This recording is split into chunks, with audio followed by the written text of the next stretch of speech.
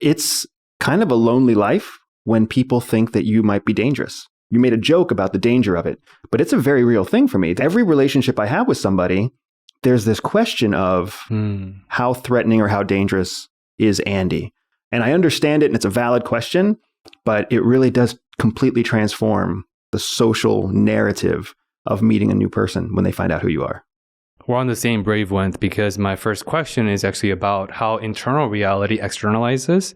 So we're very big on independent thinking. And I think truth-seeking and independent thinking go hand in hand, especially in the current era of misinformation. And they require one to constantly upgrade their internal operating systems of beliefs and references.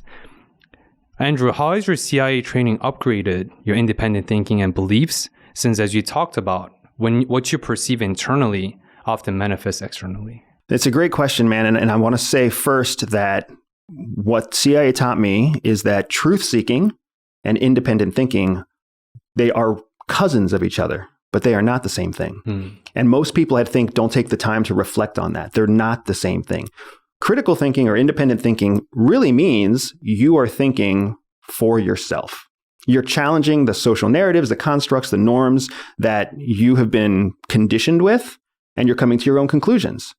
That is oftentimes not the same thing as truth-seeking, because truth-seeking is seeking something that is determined to be the truth. Does that determination, does that definition of truth come from you, or does that definition of truth come from some external lotus, right? Where is the truth coming from? And to your point about the world that we live in right now, if you want to find the truth and you're already predisposed to thinking that some people do not tell the truth, then you might reject an entire information source simply because you think that it does not tell the truth, instead of finding the elements of the truth that are in that information source. And I feel like that's what's led to a polarized, U.S. population base. It's what's led to incredible misinformation. And misinformation is just one of three types of information. And misinformation, what people don't understand is misinformation is very rarely intentional. Misinformation, by definition in the intel world, means mistaken information. So somebody said something that they didn't realize wasn't true, or they said a conclusion that hasn't been fully completed, like there's not enough information. That's the true definition of misinformation versus disinformation, which is intentionally false, right? Dishonest information, or what's known as malinformation, which is malicious information, which is the truth couched in a negative way. Right? So there's three different types of information that we're all being flooded with all the time. But, I've gone already kind of over a cliff with how awesome that first question was.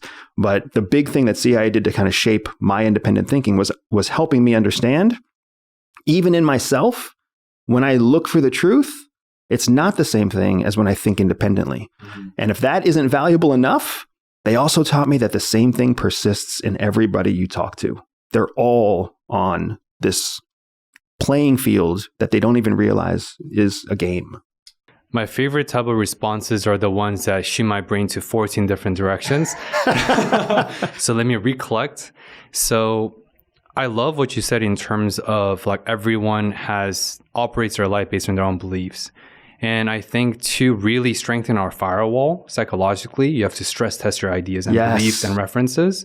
So let's probe a little bit deeper. What are some of the things you learned to really stress test your ideas so you know that the truth that you perceive as is actually truthful? It's a great point, right? Because stress testing, what we call vetting in our world, right? In the intel world, we call it vetting. And the pressure test, the boundary test, all of these different ideas that basically encapsulate the same idea. What we were trained to do is understand that we have an internal bias. The first thing we're taught to do is understand that the brain is not your friend. Your brain is not trustworthy. My brain is not trustworthy. Everybody's brain is actually working against what they think it's there to do. The brain is the only part of your body that's both an organ and a muscle. No other part of your body is both of those things. As an organ, it does things automatically. You have no control over it, just like you can't control your heart, your lungs, your liver, your kidney. As a muscle, that means it can grow and it can also atrophy. And you have full control over whether it grows or whether it atrophies. So you've got this relationship with your brain where it's independent of you and dependent on you. So as a result of that, you are essentially always in a position where you're shaping part of what it does and unable to control another part of what it does. So when it comes to belief systems and conditioning, some of that is automatic. And the only way you can really challenge those automatic elements is by intentionally exercising your brain to learn something new. So you've got to constantly seek out new information, including information that goes against your beliefs, because how are you going to challenge your existing beliefs unless you research new information? So a great example, you and I share a common faith. We're both Christian. And I'm non-denominational Protestant, if you are the kind of Christian that needs to define what kind of Christian you are. So one of the things I have to always be open to do is listen and seek out the argument against religion. You have to seek it out. Like if you want to constantly vet your own belief system, you have to be willing to hear the belief system of other people.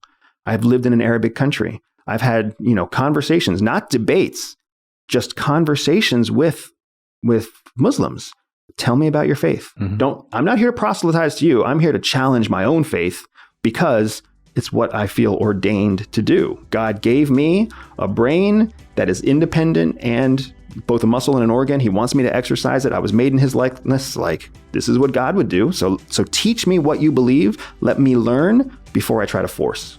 Thank you for discovering more with us this week. If you enjoyed watching this video, check out the full-length episode at one of the windows that pops up. And as always, see you again in next week's train of Discover More. Thank you for tuning in.